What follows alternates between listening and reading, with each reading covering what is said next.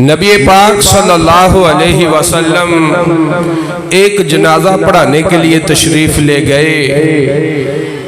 کریم اور لجپال نبی جب جنازے گاہ تک پہنچے، جو میت سامنے رکھی ہوئی تھی، آقا کریم صلی اللہ علیہ وسلم نے اس میت کے چہرے سے کفن ہٹایا اور مصطفیٰ کریم صلی اللہ علیہ وسلم نے پھر واپس کفن رکھ دیا۔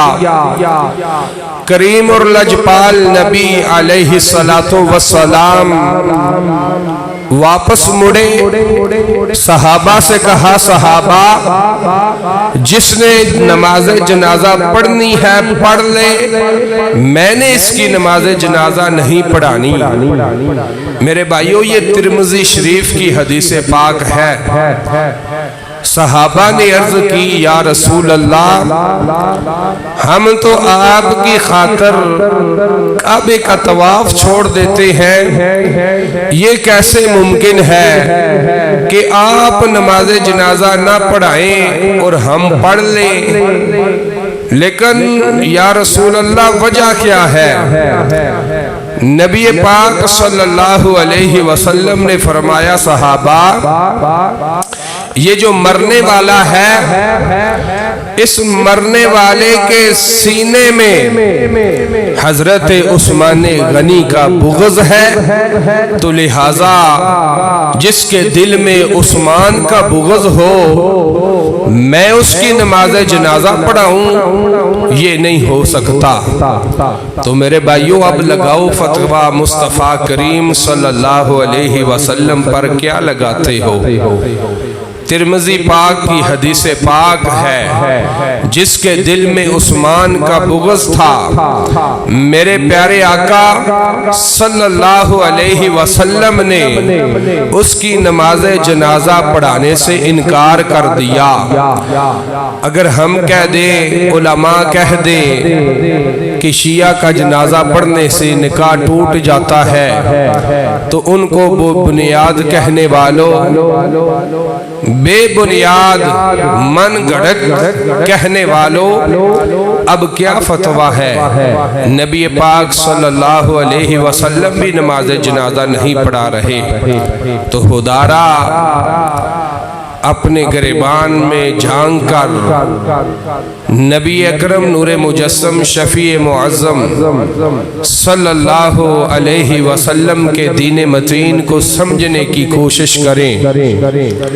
آقا کریم صلی اللہ علیہ وسلم سے محبت کا یہ تقاضا ہے، حضور سے محبت کا یہ تقاضا ہے، جس طرح ہم آقا کریم صلی اللہ علیہ وسلم کے گھر والوں کا ادب و احترام کرتے ہیں، ہم کو چاہیے اسی طرح مصطفیٰ کریم صلی اللہ علیہ وسلم کے در والوں کو بھی ادب و احترام کرنا، مصطفیٰ کریم کے گھر والوں کو بھی ہم سلام پیش کرتے ہیں، اور حضور کے در والوں کو بھی ہم سلام پیش کرتے ہیں۔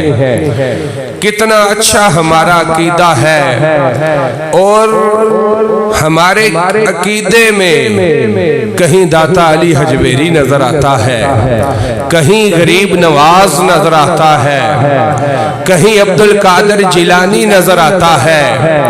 ہمارے عقیدے میں کہیں بابا فرید الدین، کہیں نوشو پاک، کہیں پاک رحمان، کہیں داتا علی حجویری، یہ سارے جو اللہ کے مقبول بندے ہوئے ہیں، ان کا کیا عقیدہ تھا؟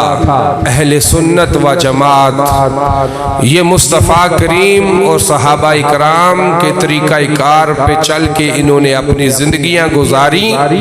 آج بھی ان کی قبروں کے اوپر جا کے دیکھیں، 24 گھنٹے رب کا قرآن پڑھا جا رہا ہے۔ اس لیے یہ خدارا اپنی اصلاح فرمائیں، آقا کریم کے فرمان کے مطابق اپنی زندگی گزاریں۔ میں نہیں کہتا آپ اہل تشیع کی مانیں، دیوبندی کی مانیں، وہابی کی مانیں یا پھر اہل سنت کی مانیں، نہیں میرے بھائی، اللہ نے تجھے یہ عقل سلیم کس لیے دی ہے؟ اس عقل سے کام لے، صحابہ کی زندگیوں کا مطالعہ کر، مصطفیٰ کریم کے فرمانوں کا مطالعہ کر، رب کی کتاب کا مطالعہ کر۔ جس طرف اللہ اور اللہ کے محبوب کے سینہ اطہر میں نازل ہونے والی لا ریب کتاب تجھے لے کے جاتی ہے، اس رستے پہ چل۔ اللہ کا قرآن جس طرف تیری رہنمائی کرتا ہے تو اسی رستے پہ چلنا۔ کیوں تو اپنی زندگی کو داؤ پہ لگا کے اس کو تباہ و برباد کر رہا ہے؟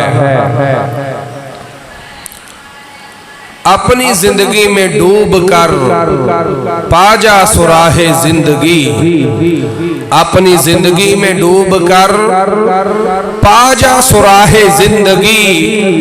تو میرا نہیں بنتا نہ بن، اپنا تو بن۔ تو میرا نہیں بنتا نہ بن، اپنا تو بن۔ اللہ تعالی ہمیں صراط مستقیم پہ چلنے کی توفیق عطا فرما کر حال کے کائنات دین متین کی سمجھ عطا فرمائے۔